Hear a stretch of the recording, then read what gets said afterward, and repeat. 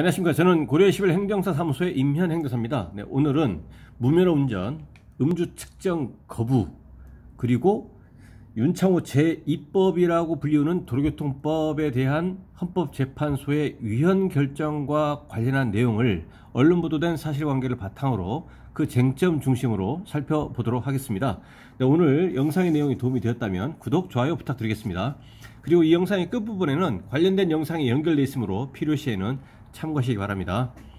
네, 먼저 제목을 보시면 음주 측정 거부 래퍼 장용준 징역 1년 확정이라고 되어 있습니다. 예, 그 구체적인 내용을 보시겠습니다.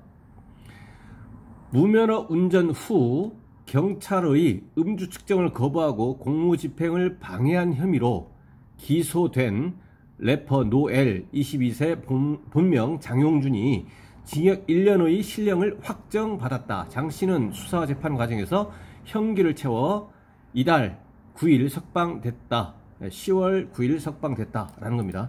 대법원 3부는 10월 14일 도로교통법상 무면허 운전 음주 측정 거부 공무집행 방해 그리고 이제 상해까지입니다. 예, 혐의는 무면허 운전 음주 측정 거부 이제 도로교통법 위반인 것이고, 그 다음에 공무집행 방해와 상해는 일반 형법입니다.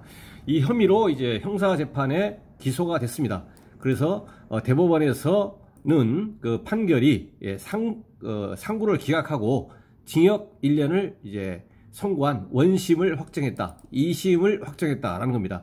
그래서 그 뒤에서 보시겠지만 이 사건에서는 이 사건이 발생한 시점부터 몇 차례 다른 영상에서 말씀드렸지만 1심에서도 징역 1년, 2심에서도 징역 1년이었습니다. 그래서 검사와 형사 피고인 양측에서 모두 대법원에 상고를 했고, 그 상고심인 대법원에서는 1심, 2심과 동일한 징역 1년 선고가 되었다라는 것입니다.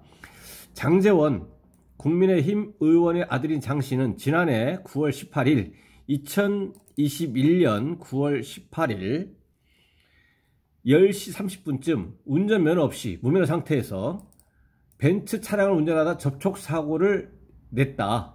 장 씨는 이후 경찰관의 음주 측정 요구를 거부해 현행범으로 체포됐고, 경찰관은 운전자가 음주한 상태에서 운전을 했다고 인정할 만한 상당한 이유가 있다고 판단이 되면 예외 없이 모든 운전자에 대해서 음주 측정 요구를 할 수가 있고, 운전자는 정당한 사유 없이 이를 거부할 수가 없습니다. 이를 거부하는 경우에는 그 즉시 음주 측정 불응죄가 성립이 되는 것입니다. 그래서 음주 측정 요구를 거부해 현행범으로 체포됐고, 순찰차 뒷좌석에서 옆자리에 앉은 경찰관을 머리로 들이받아 폭행, 공무를 집행하는 공무원에 대해서 폭행 협박을 했다라는 것이죠. 그래서 공무집행 방해, 폭행한 혐의 등으로 재판에 넘겨졌다. 1심과 2심은 장 씨의 혐의 대부분을 유죄로 인정하고 징역 1년의 실형을 선고했다. 1심에서도 징역 1년을 선고했습니다. 다만 상해 혐의에 대해서는 피해 경찰관이 약 7일간의 치료가 필요한 타박상을 입는 등 다친 정도가 경미하다는 이유로 무죄로 판단했다. 그래서 1심, 2심 재판부는 그 상해 혐의에 대해서는 그 상해의 정도가 경미하다는 이유로 형사적으로는 범죄에 이르지 않는다라고 해서 이제 무죄로 판단한 것이고, 그 나머지 도로교통법 위반으로 무면허 운전과 음주 측정 거부 그리고 일반 형법상의 공무집행 방해, 이거에 대해서는 이제 유죄로 판단을 해서 1심을 1심에서는 이제 징역 1년, 동일하게 2심에서도 징역 1년을 선고했었다라는 겁니다. 1심 당시 적용했던 음주 측정 거부 재범을 가중 처벌하는 소위 윤창호법 조항에 대한 위헌 결정이 나와 2심에서는 일반 도로교통법 위반죄가 적용됐지만 형량은 달라지지 않았다.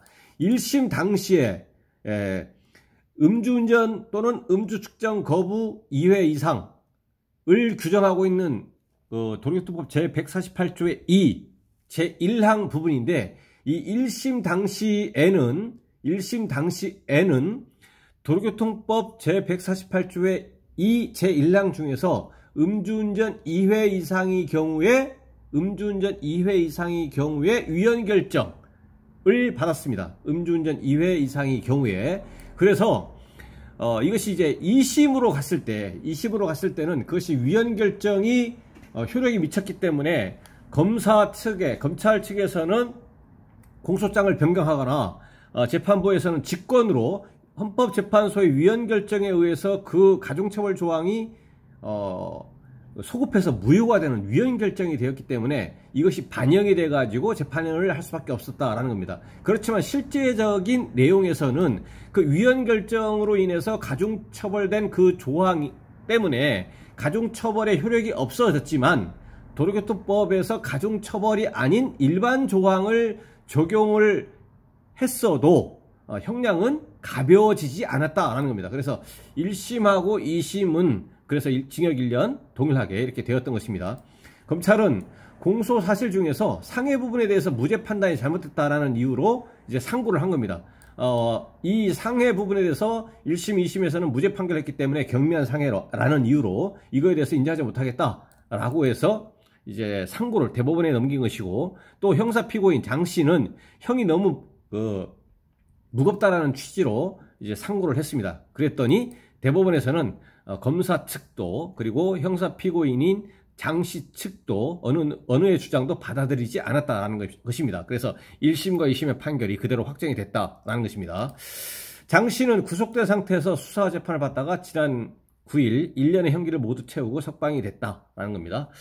재판을 하는 과정에서 최초부터 구속이 되어 있었기 때문에 이미 1년의 기간이 종료가 됐기 때문에 만료가 돼서 석방이 되었다는 겁니다.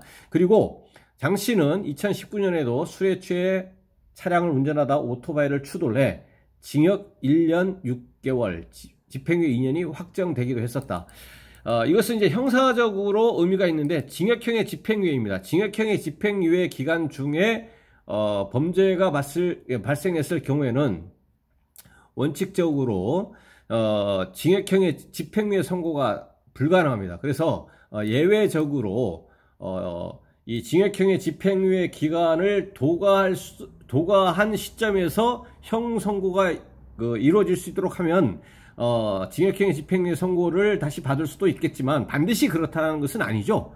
그럴 수도 있다라는 것이죠. 그래서 원칙적으로 징역형의 집행유예 기간 중에 그 범죄가 다시 발생한 경우에는 징역형의 집행유예가 이제 불가능합니다. 그래서 이제 그 징역형의 집행유예 기간을 이제 도과할 수 있도록 해서 다시 징역형의 집행유예 선고를 받는 경우도 있는데, 그래서 여기서는 종전의 징역형의 집행유예 건도 동일 범죄입니다. 왜냐하면 술에 취해 차량을 운전하다가 오토바이를 추돌한 것이죠. 음주운전 중에 교통사고를 야기한 건 동일 범죄가 다시 징역형의 집행유예 기간 중에 발생했기 때문에 이 사건이 최초에 발생했을 당시부터 저는 징역형 실현 가능성이 매우 높다라고 말씀을 드렸고, 근데 이 사건이 진행하는 과정에서 헌법재판소에서 위헌 결정이 있었지만 그 위헌 결정의 영향으로 실제로 형량은 줄어들지 않았다라는 것입니다. 실제로 형량은 줄어들지 않았다라는 것이고요. 형사처벌에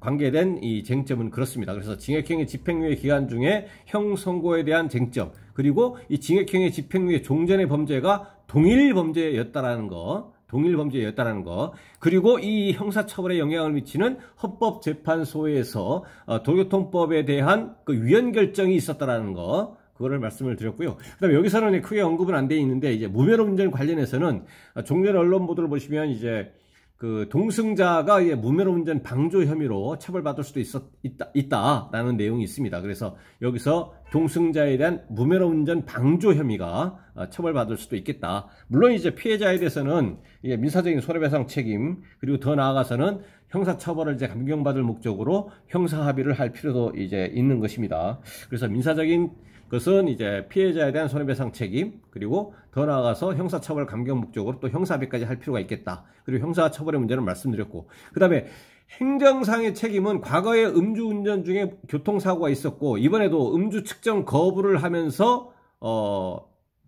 관련돼 가지고 그 전에 이제 사고가 있었습니다. 교통사고를 야기한 것입니다. 그래서 음주 운전을 하면서 사고를 2회 이상 야기한 경우에는 당연히 면허 취소가 되면서 그 다음에 접촉사고가 났고 면허 취소가 되면서 그 면허 취소 결격 기간은 1년이 아니고 2년이 아니고 3년입니다. 그래서 이 행정적으로는 면허 취소 플러스 면허 취소 결격 기간 3년의 면허 취소 결격 기간이 부과되는 면허 취소 처분을 받게 되는 것이고, 이러한 면허 취소 처분 3년에 대해서는 불법 구제 수단 방법으로서 행정심판, 행정소송을 거쳐서 그 구체적인 결과에 따라서 구제를 받을 수 있겠지만, 다른 특별한 사정이 없는 이상 그 구제 가능성은 지극히 희박하다라고 이제 판단이 됩니다. 네, 그래서 오늘은 언론 보도된 사실관계를 토대로 해서 형사적인 문제, 그다음 민사적인 손해배상의 문제, 행정상의 면허 취소 처분에 관련된 문제에 대해서 그 쟁점 중심으로 간단히 살펴봤습니다. 네, 오늘 영상의 내용에 질문이 있으시면 댓글 남겨주시고, 그러면 대댓글이나 별도의 영상으로 답변 드리겠습니다. 네, 오늘 영상의 내용이 도움이 되었다면 구독, 좋아요 부탁드리겠습니다. 네, 감사합니다.